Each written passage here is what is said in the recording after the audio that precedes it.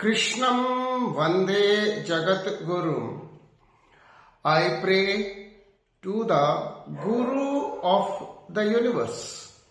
कृष्णम academy की ओर से Gita study की सीरीज में आज 5वें अध्याय से श्लोक नंबर 21 है।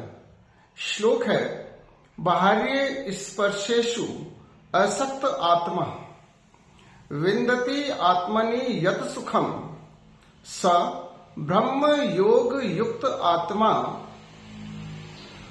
सुखम अक्षयम अश्नुते। Those who are not attached to external pleasures, sense pleasures, realize divine bliss in the self. Being united with the God, they experience unending happiness. जो लोग बाहरी इंद्रिय सुखों में अनासक्त रहते हैं, वे लोग परम आत्मिक आनंद का अनुभव करते हैं।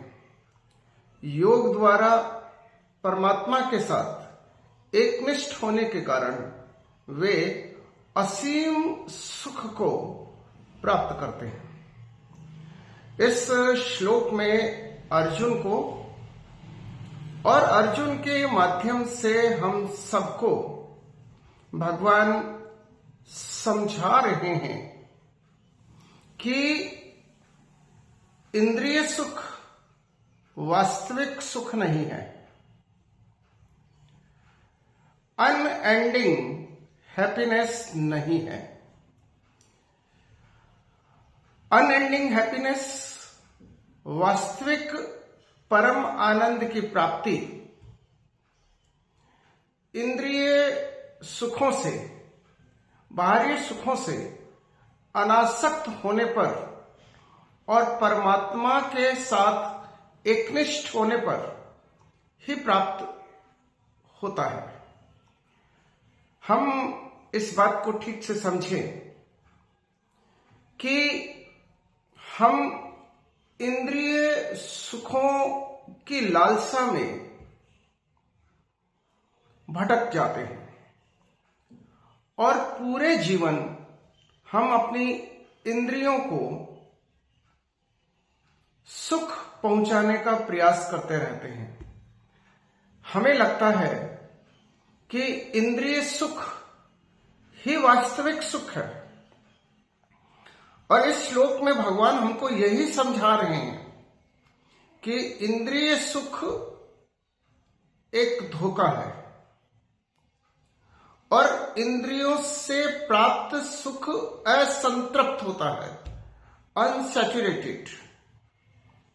जबकि जो आत्मिक सुख होता है, जो परमात्मा के साथ एकनिष्ठ होने से जो सुख मिलता है, वह सुख परम आनंद होता है और अनएंडिंग हैप्पीनेस होती है। अब हम कुछ बातों को ठीक से समझें। जीवन है, शरीर है, इंद्रियां है, तो इंद्रियां अपना काम तो करेगी,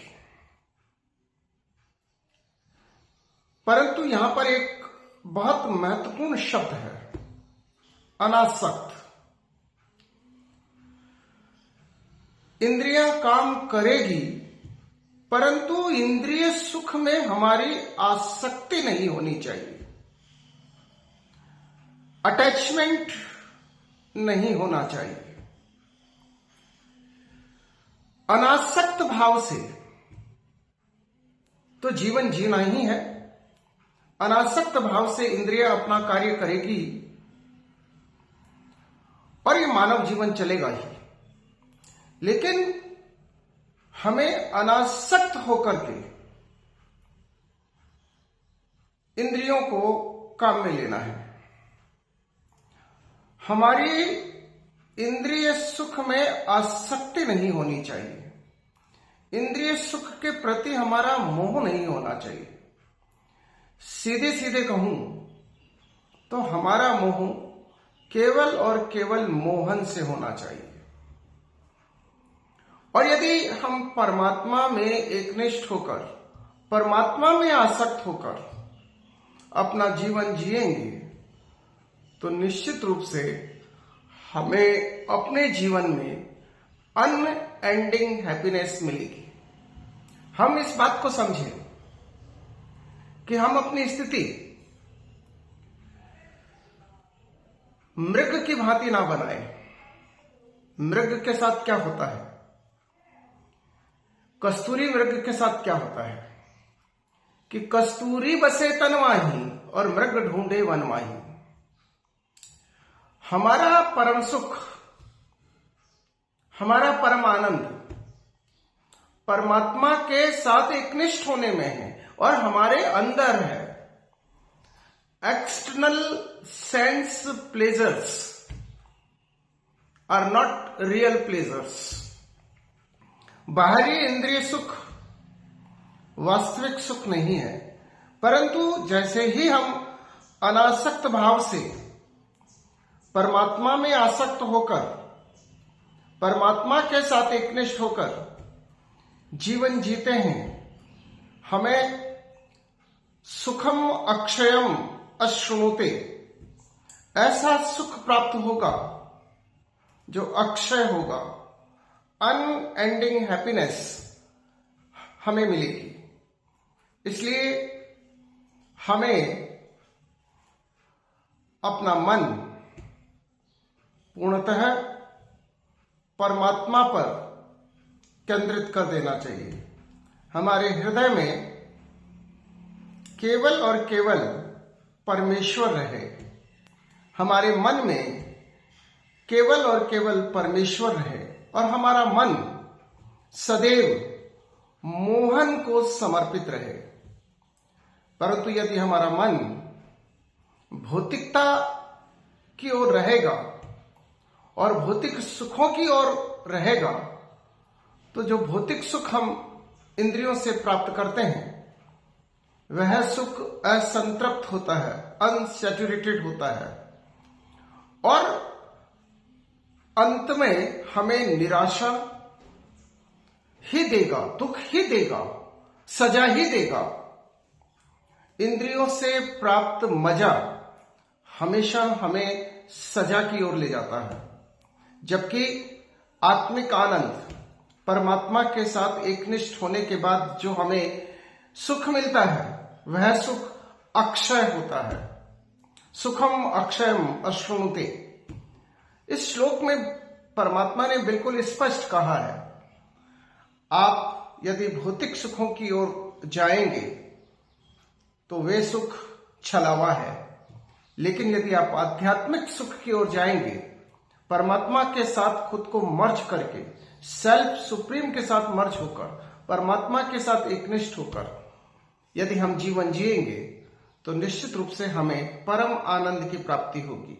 और परमात्मा परम आनंद है। हम इस बात को ठीक से समझें, आनंद ही परमात्मा है। और इस श्लोक में भगवान हमको यही समझा रहे हैं। इसलिए हमें भौतिकता को अनासक्त भाव से प्रयोग में लाना चाहिए और हमारा मन सदैव मोहन में ही लगा रहे और हम स्वयं को परमात्मा को समर्पित करके अपना जीवन यापन करें। जय श्री कृष्ण।